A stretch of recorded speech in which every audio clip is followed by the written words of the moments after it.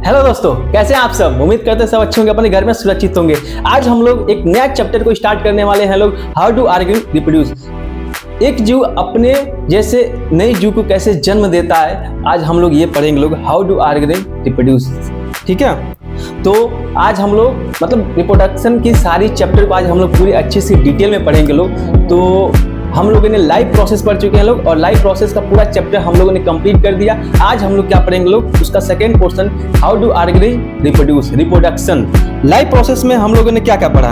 Live process में हम लोगों ने न्यूट्रिशन पढ़ चुके हैं लोग, और रेस्पायरेशन पढ़ चुके हैं लोग। उसके बाद से हम लोगों ने ट्रांसपोर्टेशन पढ़े हैं लोग। उसके बाद से हम लोग एक्सक्रीशन पढ़े हैं लोग। आज हम लोग क्या पढ़ेंगे लोग, रिप्रोडक्शन, कि एक ऑर्गेनिज्म अपने जैसे सेम ऑर्गेनिज्म को जन्म देता है, कैसे देता है। इस प्रोसेस को हम लोग क्या कहते हैं लोग, रिप्रोडक्शन कहते हैं लोग। ठीक है, तो व्हाट इज रिप्रोडक्शन। रिप्रोडक्शन क्या होता है, हम अपने जैसे ही न्यू ऑर्गेनिज्म को जन्म देने के प्रोसेस को हम लोग क्या कहते हैं लोग, रिप्रोडक्शन कहते हैं लोग। ठीक है, तो ये दो कपल हैं, ठीक, एक कपल, दो कपल मिलके क्या हुआ, एक चाइल्ड को जन्म दिए। ठीक है ना, इस पूरे प्रोसेस को हम लोग क्या कहेंगे लोग, रिप्रोडक्शन कहेंगे लोग। ठीक है, तो बहुत इंटरेस्टिंग चैप्टर है, 10th का सबसे ज्यादा इंटरेस्टिंग चैप्टर है रिप्रोडक्शन, और सबसे ज्यादा इंटरेस्टिंग भी है, और सबसे ज्यादा इंपॉर्टेंट भी है। क्वेश्चन हमेशा हर साल आते ही आते हैं, और सबसे क्लास 10 की सबसे ज्यादा जो इंपॉर्टेंट है चैप्टर यही है, रिप्रोडक्शन।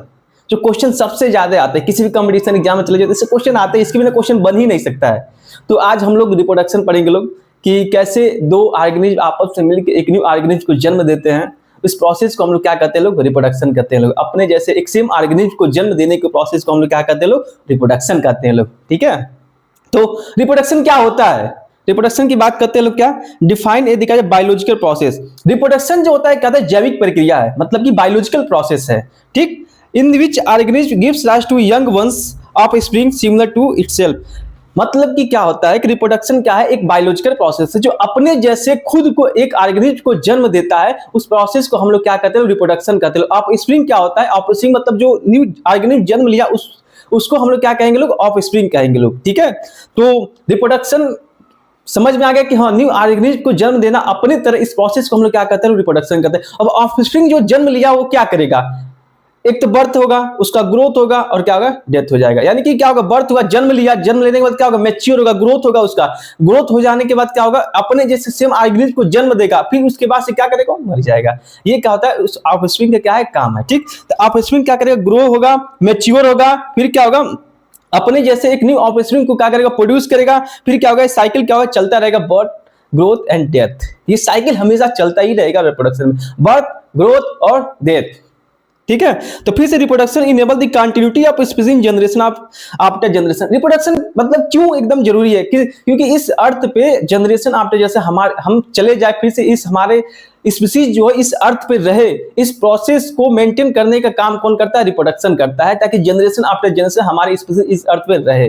ठीक, तो रिप्रोडक्शन क्यों जरूरी है, किसके लिए एकदम जरूरी ही जरूरी है, इसेंशियल है। रिप्रोडक्शन इज इसेंशियल पार्ट, किसके लिए एकदम इसेंशियल ही है। इसेंशियल मतलब होता है continuation life on the earth, इस अर्थ पे लाइफ रहने के लिए रिप्रोडक्शन सबसे ज्यादा जरूरी है। अगर मान लो कि अगर हम हैं, अगर रिप्रोडक्शन ना करे, मतलब अपने ऑर्गेनिज्म को जन्म ना दे, बच्चे पैदा ना करे, तो क्या होगा, कि इंसान मरता जाएगा, मरता जाएगा, मरता जाएगा। एक समय ऐसा आएगा कि पूरे इस धरती पे जितने भी ऑर्गेनिज्म खत्म हो जाएंगे। जैसे कि मान लो हम इंसान की बात करें, तो इंसान रिप्रोडक्शन ना करे, न्यू ऑर्गेनिज्म को जन्म, बच्चा पैदा ना करे, तो फिर क्या होगा, इस धरती से हमारा अस्तित्व ही खत्म हो जाएगा। तो इसको बचाने के लिए एक रिप्रोडक्शन सबसे ज्यादा जरूरी है। ठीक है, तो एडिशन ऑफ न्यू स्पीसीज, तो रिप्रोडक्शन जो है क्या करता है कि एक न्यू स्पीसीज को भी जन्म देता है, मतलब कि ऐड करता है। मतलब दो ऑर्गेनिज्म आपस में, जैसे क्या होता है कि हम बहुत सारे एक्सपेरिमेंट करते हैं, डॉग का वैरायटी हो गया, डॉग का वैरायटी क्या करते हैं, दो अलग अलग दो वैरायटी को क्या करते हैं, आपस में रिप्रोडक्शन कराता है, जिसकी वजह से न्यू स्पीसीज को भी क्या होता है, हम प्रोड्यूस कर देते हैं जिसके रिप्रोडक्शन के माध्यम से। और बहुत सारी चीज नेचुरल हो रही है, अब बहुत सारे आर्टिफिशियल हो रही है। ठीक है, तो replacement of the dead organism, मतलब रिप्रोडक्शन का एक प्रोसेस हो, डेड ऑर्गेनिज्म को क्या करता है, रिप्लेस करता है। यानी कि मान लो ऑफस्प्रिंग, बर्थ लिया, जन्म लेने के बाद क्या होगा, मैच्योर होगा, मैच्योर हो जाने के बाद क्या होगा, अब उसके बाद से क्या हो जाएगा, डेथ हो जाएगा। लेकिन डेथ हो जाने से पहले क्या करेगा, अपने आप अपने जैसे एक न्यू ऑर्गेनिज्म को जन्म दे के फिर क्या करेगा, फिर जाकर क्या करेगा, वो मरेगा।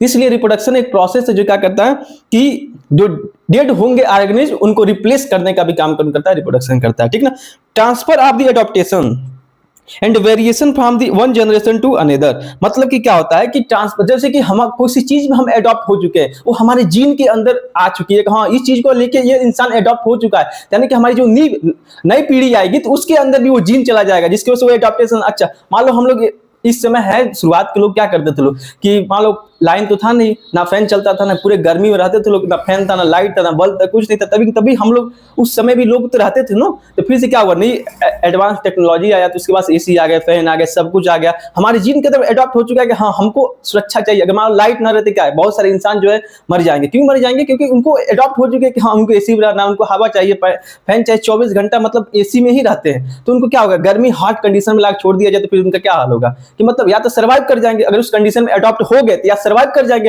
या तो क्या हो जाएगा, डेथ हो जाएंगे। तो सर्वाइव कर जाएंगे यानी सर्वाइव करेंगे यानी कि अडॉप्ट हो गए, इस इन्वायरमेंट में अडॉप्ट हो गए, तो अपने जैसे एक नई जीव को, जब अपने जैसे ही फिर से एक आर्गेनिज्म का बच्चा होगा तो क्या होगा, उस चीज में क्या होगा, अडॉप्ट रहेगा। तो यही चीज है कि रिप्रोडक्शन एक माध्यम है जिसकी वजह से क्या होगा कि एडॉप्टेशन भी क्या होगा, ट्रांसफर होता रहेगा जनरेशन आफ्टर जनरेशन। ठीक है, तो डीएनए क्या होता है, ये सारी चीजें कहां होती है, डीएनए पे होती है। डीएनए में क्या होता है, जीन होता है, उस जीन में क्या होता है, इन्फॉर्मेशन को क्या कहता है, रखता है कि अच्छा हाँ इनको इस कंडीशन में इनको एडॉप्ट रखना है, इनको मतलब कि किसी भी कंडीशन में इन्वायरमेंट कोई भी अगर चेंज हो रहा है तो उसके अनुसार अपने आप को एडॉप्ट करना है। ये सारी कहाँ है, जीन पे। जीन किसमें होता है, डीएनए में होता है। डीएनए क्या होता है, न्यूक्लिक एसिड होता है। न्यूक्लिक एसिड डीएनए का होता है, क्या होता है, न्यूक्लिक एसिड होता है। ठीक ना, containing genetic information for the cell growth, division and function. मतलब कि क्या होता है, न्यूक्लिक एसिड एक इंफॉर्मेशन को क्या करता है, कंटेन करता है कि सेल ग्रोथ करेगा। मतलब कोई बच्चा है, बड़ा होगा, छोटा होगा, उसकी हाइट छोटा होगा, बड़ा होगा, काला होगा, गोरा होगा, ये सब कहाँ लिखा रहता है, हमारे जीन में लिखा होता है। जीन में,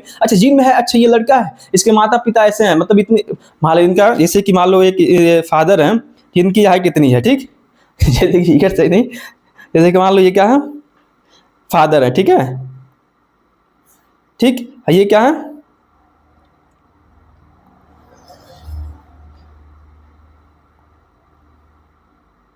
फिगर सही नहीं जा रहा, ठीक है ना, ये देखिए क्या है, वाइफ है। अब इनका बच्चा जो होगा कितना बड़ा होगा, कितना मतलब बहुत सारे तो बहुत लंबा होगा, बहुत छोटा होगा, तो कितना बड़ा होगा ये डिसाइड करे क्या, इन दोनों के जीन में होगा तो बच्चा कैसा हो जाएगा, इन दोनों के बीच में जाएगा। यानी जीन पे है लिखा हुआ है कि अच्छा इनके पिताजी इतना बड़े हैं, इनके ये तो मतलब अब जीन पे डिसाइड करेगा। मान लो उसके, अब कई बार ऐसा देखा होगा कि माता पिता छोटे रहते हैं, लड़के उनसे भी बड़े हो जाते हैं। क्यों बड़े हो जाते हैं, क्योंकि उनके दादाजी के जीन आ जाते हैं, दादा के परदादा के जो जीन आते हैं, किसी का ऐसा जीन होगा जो क्या करेगा, इस बच्चे में क्या करेगा, एक्सप्रेस कर देगा, जिसकी वजह से ग्रोथ ज्यादा हो जाएगा। तो ऐसे ही मैं एक हाईटेक एग्जांपल लिया, बहुत सारी जीन सूचनाएं कहां होती है, हमारे डीएनए में होती है। डीएनए के अंदर जीन होता है, जीन में क्या होता है, इंफॉर्मेशन होता है कि हाँ सेल कितना ग्रोथ करेगा। ठीक है, तो कुछ टर्मिनोलॉजी है जो आपको समझना पड़ेगा। इस रिप्रोडक्शन वाले चैप्टर को समझने के लिए कुछ टर्मिनोलॉजी है जो आपको समझना पड़ेगा कि हाँ ये होता है। जैसे कि आप पढ़ चुके हैं, मैं रिवीजन करूंगा, 9th में सेल क्या होता है, न्यूक्लियस क्या होता है, क्रोमोसोम क्या होता है, इस सारी चीजों को मैं एक बार डिटेल समझा दे रहा हूं कि हाँ क्या होता है, ताकि इस चैप्टर को पढ़ने में आपको आसानी हो। तो सेल क्या होता है, the functional unit of life को हम क्या कहते हैं, सेल कहते हैं, structure and functional unit of life. ठीक है ना, तो सेल जो होता है, अब मान लो तुम 9th में तुम पढ़ चुके हो सेल क्या होता है। ठीक, अब सेल के अंदर क्या होता है, न्यूक्लियस होता है। अब न्यूक्लियस के अंदर क्या होता है, क्रोमोसोम होता है। ठीक, ये क्या है, क्रोमोसोम। अब क्रोमोसोम के अंदर क्या होता है, डीएनए होता है। डीएनए के अंदर क्या होता है, जीन होता है। और जीन में क्या होता है, सारी सूचनाएं क्या होती है, प्रेजेंट होती है। जो क्या होगा कि नई पीढ़ी में क्या होगा, पता चलेगा कौन सा जीन एक्सप्रेस करना है, कौन सा जीन एक्सप्रेस नहीं करना है। ठीक है, तो हम यही है, वही एग्जांपल है। जैसे क्या है, एक बड़ा सा सेल है, ठीक है ना, ये क्या है, बड़ा सा सेल है। अब सेल के अंदर क्या है, ये न्यूक्लियस है। अब न्यूक्लियस के अंदर क्या है, क्रोमोसोम है। क्रोमोसोम के अंदर क्या है, डीएनए है। डीएनए के अंदर क्या है, जीन है। ये क्या है, जीन है। ये क्या है, क्रोमोसोम है। ठीक, ये क्या है, क्रोमोसोम है। ये क्या है, जीन है। ठीक है, जीन में क्या होता है, सूचनाएं प्रेजेंट होती है। ठीक, तो हेरिडिटरी टर्म कुछ पता होना चाहिए। हेरिडिटरी मतलब क्या होता है, हमारे नई पीढ़ी में क्या कौन कौन सा जीन जाएगा, क्या होता है। हेरिडिटरी मतलब कि हमारे वंश से चल रहा है। बहुत सारे होते हैं जीन, हमारे दादाजी में था, तो उसके बाद से मतलब कि देखो, जैसे कि आप हैं, आपके माता हैं, पिता हैं, आपके भाई होंगे, आप होंगे, आपके बहन होंगे, तो कुछ ऐसा कैरेक्टर है जो सब में सिमिलर होगा। मतलब कुछ ऐसा कैरेक्टर है जो सब में सिमिलर होगा। अच्छा कि ये है, अच्छा ये अपने पापा पे गया, ये इसकी मम्मी पे गया, ये अपने दादाजी पे गया है। मतलब ऐसे कैरेक्टर होते हैं कि मतलब जो हमारी पीढ़ी पे पीढ़ी क्या होता है, ट्रांसफर होते रहते हैं। तो ये सारी चीजें क्या होती है, हेरिडिटरी टर्म में आती है, हेरिडिटरी। ठीक ना, इसके बाद ट्रेड क्या होता है, ट्रेड क्या होता है, genetic character on the organism. कि मतलब कि एक किसी कैरेक्टर को, एक ऑर्गेनिज्म में एक किसी कैरेक्टर को देखते हैं तो उसको हम क्या कहते हैं, एक स्पेसिफिक कैरेक्टर हो तो उससे हम लोग क्या कहते हैं, लोग क्रिएट करते हैं। जैसे एक पौधा है, ठीक, पौधा क्या है, लंबा होगा, जैसे कि मान लो 2 मटर के पौधे हैं, ठीक ना, एक मटर का पौधा, जो 2 मटर के पौधे हैं, ठीक ना, एक मटर का पौधा क्या है, ठीक है, ये है, ठीक ना, मान लो मटर का पौधा ही यहाँ पर, ठीक ना, एक मटर का पौधा क्या है, बड़ा है। एक एग्जाम्पल तो सही, फिगर ऐसा नहीं है, ठीक है ना, मटर का पौधा, ठीक ना, एक मटर का पौधा छोटा है, एक मटर का पौधा बड़ा है, ठीक, तो वो स्पेसिफिक कैरेक्टर, मतलब कि न्यू इसका ऑर्गेनिज्म होगा, कितना बड़ा होगा कि छोटा होगा, इस सारी एक कैरेक्टर को डिसाइड करता है, जीन प्रेजेंट होता है, उससे हम लोग क्या करते हैं, लोग क्रिएट करते हैं, लोग specific genetic character of the organism, किसी एक ऑर्गेनिज्म की कैरेक्टर स्पेसिफिक को जेनेटिक, मतलब कि जेनेटिक कैरेक्टर उसका स्पेसिफिक, उससे हम लोग क्या करते हैं, लोग क्रिएट करते हैं, ठीक ना। अब जीन क्या होता है, DNA sequence that code the protein, मतलब कि जीन जो होता है कि डीएनए में क्या होता है, एक सीक्वेंस कोड होता है जो क्या करता है, प्रोटीन को कोड करता है, प्रोटीन जो होता है क्या करता है, एक्सप्रेस करता है सामने, समझे। तो कोई भी मतलब कुछ भी हमको अगर एक्सप्रेस करना है तो किसके फॉर्म में करेंगे लोग, प्रोटीन के फॉर्म में करेंगे। प्रोटीन क्या होता है, एमिनो एसिड होता है, ठीक है। तो एलिल्स क्या होता है, डिफरेंट फॉर्म ऑफ जीन को हम क्या कहते हैं, एलील कहते हैं। जीन मतलब कि डीएनए का एक सीक्वेंस है, उसका डिफरेंट फॉर्म होता है, अल्टरनेटिव फॉर्म होता है, उसे हम लोग क्या कहते हैं, लोग एलिल्स कहते हैं लोग। जैसे क्रोमोसोम क्या होता है, पेयर में होता है, जैसे यही होता है क्रोमोसोम, ये क्या होता है, क्रोमोसोम होता है, क्रोमोसोम इसे क्रोमोसोम क्या होता है, पेयर में होता है, ठीक ना। तो यही अल्टरनेटिव फॉर्म ऑफ जीन का अल्टरनेटिव फॉर्म जो होता है उसे हम क्या कहते हैं, लोग एलील्स कहते हैं लोग, ठीक है। तो क्रोमेटिन क्या होता है, जो डीएनए का एक, डीएनए क्या होता है, थ्रेड लाइक स्ट्रक्चर होता है, अगर लूजली अरेंज होगा तो उसे हम लोग क्या कहते हैं, लोग क्रोमेटिन कहते हैं लोग, ठीक है ना। Loosely DNA of the cell of the nucleus को हम क्या कहते हैं, लोग क्रोमेटिन कहते हैं लोग, ठीक है। तो जीनोम क्या होता है, इंटायर कलेक्शन ऑफ जीन, मतलब जीन के पूरे कलेक्शन को हम लोग क्या कहते हैं, लोग जीनोम कहते हैं लोग। पूरे कलेक्शन जीन के, जीन क्या होता है, एक स्पेसिफिक क्या बताएं अभी को, एक सीक्वेंस होता है डीएनए को जो क्या करता है, प्रोटीन को कोड करता है, एक जीन। अब पूरे जीन, उस डीएनए में जितने पूरे जीन है, उस पूरे जीन को हम लोग क्या कहते हैं, लोग जीनोम कहते हैं लोग, ठीक है। Entire collection of the gene of the organism को हम क्या कहते हैं, जीनोम कहते हैं लोग। अब क्रोमोसोम क्या होता है, क्रोमोसोम एक स्ट्रक्चर है जो कहां प्रेजेंट है, सेल में प्रेजेंट है, सेल के अंदर न्यूक्लियस होता है, न्यूक्लियस में क्या होता है, क्रोमोसोम होता है, अब क्रोमोसोम के अंदर क्या होता है, जीन होता है। जीन क्या करता है, एक स्पेसिफिक सीक्वेंस है जो क्या करता है, प्रोटीन को कोड करता है, जो प्रोटीन क्या करता है, अपने आप को एक्सप्रेस करता है बाहर, ठीक है। ये सारी स्ट्रक्चर है, ठीक है। तो क्रोमोसोम क्या होता है, structure found in nucleus of the cell contain the genetic information, मतलब कि क्या होता है, न्यूक्लियस के अंदर क्रोमोसोम प्रेजेंट होता है जिसका एक इंफॉर्मेशन को रखता है, जो क्या होता है, नई पीढ़ी में क्या करता है, ट्रांसफर करने का काम करता है, ठीक है। तो वेरिएशन क्या होता है, मतलब कि वेरिएशन का मतलब हुआ कि मतलब कि एक आदमी दूसरे आदमी से क्या क्या ऐसे कैरेक्टर जो डिफरेंस, मतलब डिफर कर रहे हैं, मतलब कैसे पहचानेंगे क्या, अच्छा जैसे मान लो तुम 2 भाई हो, ठीक, मम्मी है, पापा है, एक भाई है, एक तुम हो, एक तुम्हारी बहन है, तुम दोनों भाई में, तो उसमें कुछ ऐसा तो कैरेक्टर होगा ना जो एक दूसरे को क्या करेगा, डिफरेंशिएट करेगा कि हाँ ये क्या है, अच्छा इसका नाम, जैसे नाम रखते हैं, इसका नाम मोंटी है, इसका नाम क्या है, राजू है, तो मोंटी और राजू, मोंटी और राजू। कोई और आया, मान लो तुम्हारे घर मम्मी पापा को पता है कि हाँ इसका नाम मोंटी है, इसका नाम राजू है, तो फिर से कोई बाहर से आया, तो अच्छा इसका नाम मोंटी है, इसका नाम क्या है, राजू है, तो फिर से एक डिसाइड हुआ ना कुछ इसके अंदर। अब मान लो कहीं बाहर चले गए, तो अच्छा इसका नाम मोंटी है, इसका नाम राजू है, यानी कुछ स्पेसिफिक कैरेक्टर होगा उसके अंदर जो डिफरेंशिएट करते हैं, बता सके कि अच्छा ये मोंटी है, ये राजू है। तो इसी को हम लोग क्या कहते हैं, लोग वेरिएशन कहते हैं लोग। जो हमारे नई, मान लो मम्मी है, पापा है, तुम जन्म लिए, फिर तुम्हारे 2 भाई है, तो फिर से उस स्पेसिफिक कैरेक्टर का जो डिफरेंस होगा कि हाँ पहचान सके कि अच्छा इसका नाम मोंटी है, इसका नाम राजू है, ठीक है। तो ये चीज है difference between the individual of the same of different species, मतलब कि सेम ऑर्गेनिज्म के क्या करते हैं, बच्चे को हम क्या करते हैं, डिफरेंशिएट, मतलब कुछ वेरिएशन उसके अंदर होते हैं, कुछ वेरिएशन होते हैं जिससे हम डिफरेंशिएट कर सकते हैं कि अच्छा ये अलग अलग, मतलब कि हाँ ये ऑर्गेनिज्म है, ये ऑर्गेनिज्म है, इसी को हम क्या कहते हैं, वेरिएशन कहते हैं। Difference between the living things of the same species is called variation, मतलब कि क्या होता है, सेम स्पीसीज के लिविंग थिंग में, सेम स्पीसीज में कैसे डिफरेंशिएट करेंगे, वेरिएशन के माध्यम से कैसे डिफरेंशिएट करेंगे, ठीक है ना। तो ये स्पीसीज देखने को बहुत बढ़िया एग्जांपल कुत्तों का मिला। जैसे मान लो क्या है, एक कुत्ते क्या है, दोनों भाई हो गए, ये क्या हो गए, दोनों बहन हो गए, ठीक है ना। तो उस दोनों में कुछ स्पेसिफिक कैरेक्टर आपको दिख रहा होगा कि हाँ कि ये क्या है, इसके क्या है, ये थोड़ा भूरा है, ये थोड़ा ज्यादा काला है यहाँ पे, ठीक है, ये क्या है काला, ये क्या है भूरा है, ठीक है। कुछ स्पेसिफिक कैरेक्टर जो डिफरेंशिएट कर सकते हैं, इसी को हम लोग क्या कहते हैं, वेरिएशन ऑफ स्पीसीज, ठीक है। तो ये ह्यूमन है, मतलब इसका नाम क्या हो गया, मान लो इसका नाम क्या हो गया, इसका नाम अन्नू हो गया, ठीक है, और इसका नाम क्या हो गया, राजू हो गया, इसका नाम क्या होगा, मोंटी हो गया, ठीक है, इसका नाम क्या हो गया, रानी हो गया, ठीक, और इसका नाम क्या हो गया, सुनीता हो गया, ठीक है। मतलब कि कुछ भी नाम इसमें क्या डिसाइड करके हम इसका नाम रखें। अब मान लो हम किसी और को बता दें कि अच्छा ये एक महीना बाद अगर इसके पास आएगा, अच्छा इस नाम से बुलाएंगे ना, अच्छा ये अन्नू है, अच्छा ये मोंटी है, ये राजू है, ये सुनीता है, ये क्या है रानी है, तो मतलब कुछ उसके अंदर क्या है वेरिएशन उसके अंदर पाए जाते हैं, जैसे हम डिफरेंशिएट कर सकते हैं कि अच्छा ये ऑर्गेनिज्म ये है, इनका नाम ये है, ताकि हम पहचान सके कि हाँ एक जैसे सिमिलरिटी ना रहे। इसीलिए रिप्रोडक्शन क्या है, एक प्रोसेस है जो वेरिएशन क्रिएट करता है। ठीक है, तो ये डार्विन के फिंचेस हैं जो क्या है अलग अलग तरीके की इनकी क्या है चोंच है।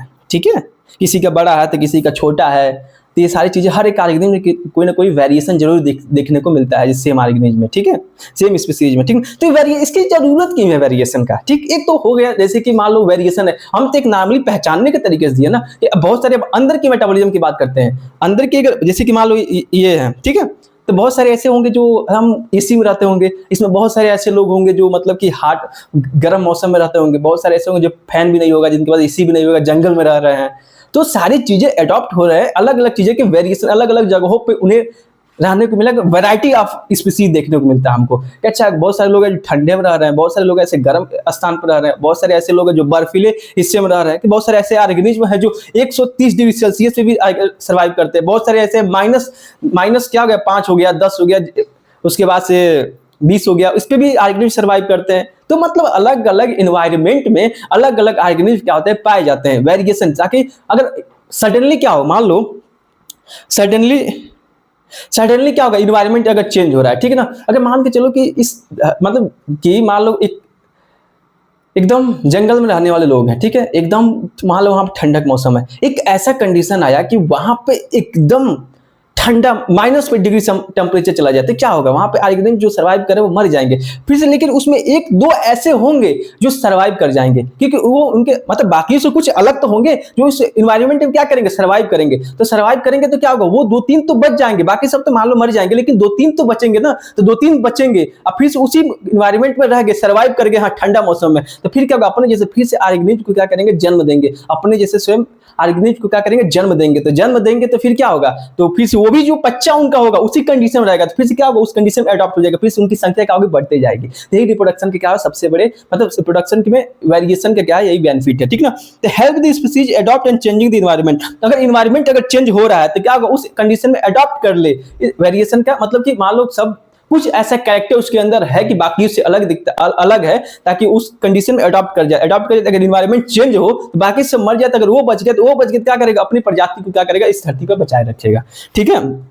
Survival of fittest and then occur the result of natural selection, मतलब क्या होगा, वो सर्वाइव कर जाएगा। जैसे एग्जांपल दिए जंगल का, मतलब क्या होगा, ज्यादा ठंडा मौसम में टेम्परेचर माइनस में चला गया, 1-2 बचेगा तो 1-2 बचेगा, क्या करेगा, वहां सर्वाइव कर जाएगा, वहां सर्वाइव कर जाएगा, फिर अपना जैसे नई प्रजाति क्या करेगा, जन्म देगा, अपने जैसे नई प्रजाति क्या करेगा, जन्म देगा, तो फिर से क्या होगा, वहां सेलेक्ट हो जाएंगे उस नेचर के लिए कि हाँ अब इन्हीं को यहाँ पर सिलेक्ट करना है, और उसके बाद से क्या होगा, अपने जैसे फिर से क्या करेंगे, अपना संख्या वहां बढ़ाएंगे, फिर से सर्वाइव करते जाएंगे। अब फिर से मान लो ठंडा मौसम आ गया, अब फिर से एक ऐसा कंडीशन आएगा कि वही सेम टेम्परेचर पहले जैसा गर्म कंडीशन आ जाए, टेम्परेचर मतलब हार्ड टेम्परेचर आ जाए, 37 degree 40 degree 50 degree Celsius temperature आ जाए, तो उसमें भी 1-2 ऐसे होंगे जो मान लो सर्वाइव करेंगे।